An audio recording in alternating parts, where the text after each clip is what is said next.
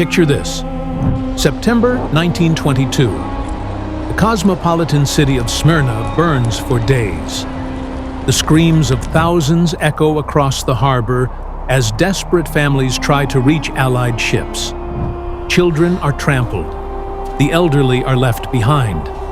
And in the flames, an entire civilization that had existed for 3,000 years vanishes forever. This isn't just another war story. This is the systematic erasure of 1.5 million Greeks from their ancestral homeland. A genocide so thorough, so calculated, that today, most people don't even know it happened. The Ottoman Empire didn't just defeat the Greeks. They tried to delete them from history itself.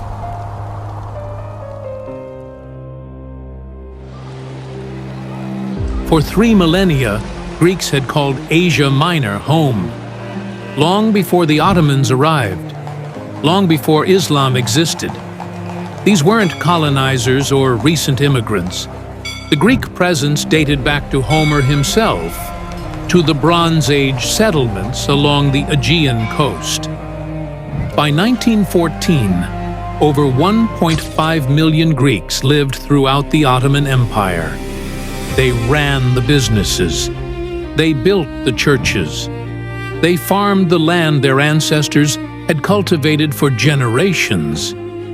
In cities like Smyrna, Constantinople, and Trebizond, Greek communities thrived as merchants, doctors, and scholars. The Ottoman Empire was dying. Everyone knew it. The sick man of Europe had lost territory after territory. And as the empire crumbled, a new ideology emerged among the Young Turks, the Committee of Union and Progress. Their vision: a pure Turkish state. But there was one problem. Millions of Christians stood in their way. It started quietly, too quietly for the world to notice. In spring 1913, entire Greek villages along the Aegean coast simply emptied. Ottoman officials called it voluntary migration. But the survivors told different stories. Armed irregulars arriving at night. Families given minutes to leave. Those who resisted, shot in their doorways. The town of Phocaea became the template. On June 12, 1914, Turkish irregular troops surrounded the ancient Greek city. By morning, 50 to 100 civilians lay dead. The remaining 30,000 fled to Greece, leaving behind homes their families had owned for centuries. Here's what makes this chilling. This was just practice. When World War I erupted, the Ottoman government found its excuse. Every Greek male between 21 and 45 was conscripted into labor battalions. Sounds reasonable during wartime, right? Except these weren't construction projects. These were death marches. The men were sent hundreds of miles into the Anatolian interior. No food, no water, no shelter. Those who collapsed were shot. Those who survived were worked to death building roads and tunnels. Of the 3,000 Greeks conscripted from one town alone, only 23 survived. Meanwhile, Ottoman Interior Minister Talat Pasha sent secret cables to provincial governors. The message was clear: we must finish off the Greeks as we did with the Armenians. By 1917, over 700,000 Greeks had been deported from their coastal homes. Entire communities marched into the Syrian desert. Women and children attacked along the way. Churches burned. Schools destroyed. The Swedish ambassador to Constantinople reported what everyone refused to acknowledge. The deportation is not limited to men alone, but extends to women and children.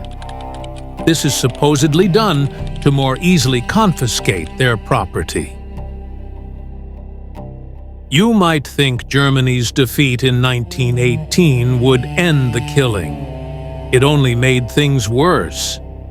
In the Black Sea region of Pontus, where Greeks had lived since ancient times, Mustafa Kemal, later known as Ataturk, launched his nationalist movement, and the Greeks became the enemy within.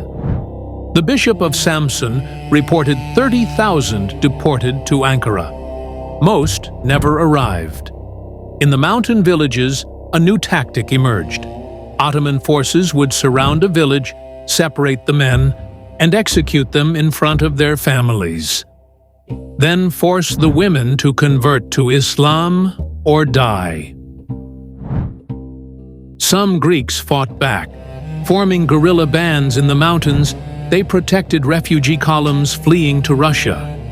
But they were outnumbered, outgunned, and ultimately overwhelmed. Everything culminated in Smyrna, the pearl of the Aegean, a city where Greeks, Turks, Armenians, and Jews had coexisted for centuries. When the Turkish army entered in September 1922, they had specific orders. The Armenian quarter burned first, then the Greek quarter. For 4 days, the fire raged, while Turkish soldiers prevented residents from escaping to the waterfront. Western warships sat in the harbor. They could see everything, hear everything. They did nothing. George Horton, the American consul, watched helplessly as the city died. One of the most beautiful and prosperous cities of the Mediterranean was disappearing in smoke and flame. The death toll? Estimates range from 10,000 to 100,000.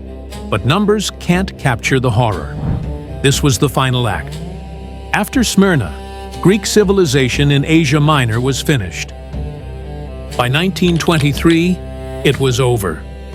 Of the 1.5 million Greeks who had called Asia Minor home, between 300,000 and 900,000 were dead.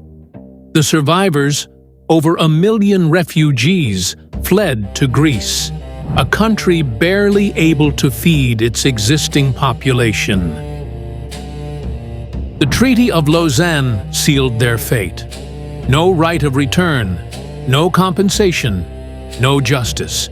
The international community, exhausted from World War I, chose to look away. The perpetrators were granted amnesty. Here's the part that should haunt us. It worked. The Ottoman Empire successfully transformed into modern Turkey by eliminating its minorities. Where Greek communities had thrived for 3,000 years, not a trace remained. Churches became mosques. Cemeteries were destroyed. Even the names of towns were changed. The ghost town of Kayakkoy stands as a monument to this erasure. Once home to 6,000 Greeks, it remains empty to this day. Local Muslims refuse to live there, claiming it's haunted by the ghosts of those massacred in 1915. In 1955, even the few thousand Greeks remaining in Istanbul were driven out in organized pogroms. Today, fewer than 3,000 Greeks remain in all of Turkey. The systematic destruction was so complete that many today don't even know this genocide occurred. Unlike the Holocaust, there were no Nuremberg trials, no museums, no international recognition for decades. The Greek genocide reminds us that forgetting is the final stage of genocide itself. When we allow history to be erased, we enable future atrocities. In 2007, the International Association of Genocide Scholars finally recognized what survivors had known for generations. This was genocide. deliberate, systematic, and largely successful. Yet even today, this history remains controversial, denied, minimized, forgotten. If you believe these stories deserve to be remembered, that the victims of forgotten genocides deserve the same recognition as others, share this video. Because here's the truth. Every genocide begins with the belief that the world will forget, that no one will care, that the victims don't matter enough to remember. The Greeks of Asia Minor mattered. Their stories matter. And as long as we keep telling them, their civilization, 3,000 years of history, won't completely disappear. What other forgotten histories should we bring to light? Let me know in the comments below. And if you want more untold stories from history's darkest chapters, make sure to subscribe. Because sometimes remembering is the greatest act of resistance.